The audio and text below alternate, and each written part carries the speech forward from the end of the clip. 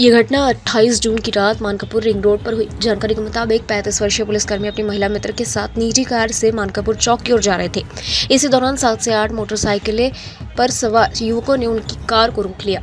आरोप है कि युवक ने गाड़ी के सामने अपनी बाइक खड़ी कर दी, गाली गलौज शुरू की और देखते ही देखते कार में तोड़फोड़ करते हुए पुलिसकर्मी के साथ सड़क पर ही मारपीट शुरू कर दी। पूरी घटना पास लगे सीसीटीवी कैमरे में कैद हो गई। गंभीर रूप से घायल पुलिसकर्मी को स्थानीय लोगों की मदद से निजी अस्पताल में भर्ती कराया गया, जहां उनका इलाज जारी है। घटना की सूचना मिलते ही पुलिस महकमे में हड़कंप मच गया और तत्काल जांच शुरू कर दी गई। सीसीटीवी फुटेज और अन्य तकनीकी साक्ष्यों के आधार पर पुलिस ने 14 आरोपियों की पहचान कर उन्हें हिरासत में लिया। गिरफ्तार आरोपियों में हर्ष पवार, गौरव धिरडे, संयम गणेशपुरी, यश प्रेतिकी, सत्यम शिर्के, प्रेमराज धकाती, आकाश बुकाड़े, नितिन गोखले, विक्की तेलघरे, भूमि देव उर्फ सागर बोकड़े, विक्की तेलघरे, गणेश उइके, प्रीतम मोदेकर, टीकाराम बारापत्रे का समावेश है। पुलिस के अनुसार कुछ आरोपियों का आपराधिक रिकॉर्ड भी सामने आया है। आरोपियों के कब्जे से 5 दोपहिया वाहन सहित करीब 5,60,000 रुपए का माल भी बरामद किया गया है।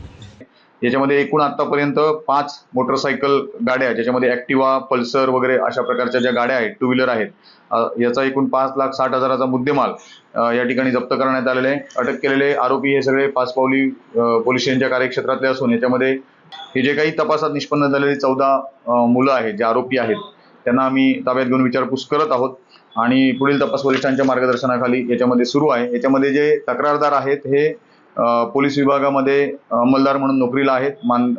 MIDC पोलीस स्टेशनच्या MIDC ट्रॅफिकच्या कार्यक्षेत्रामध्ये ते काम करतात।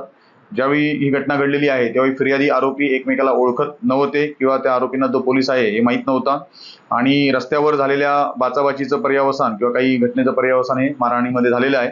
या ठिकाणी फिर्यादी हे ऑन ड्युटी नव्हते किंवा युनिफॉर्मवर नव्हते आणि अशा परिस्थितीमध्ये त्यांना ती मारहाण झालेली आहे आणि पुढील तपास वरिष्ठांच्या मार्गदर्शनाखाली चालू आहे। 2 ते 3 आरोपींचं काही गुन्हेगारी पार्श्वभूमी आहे, त्याबाबत आम्ही अधिक माहिती घेत आहोत।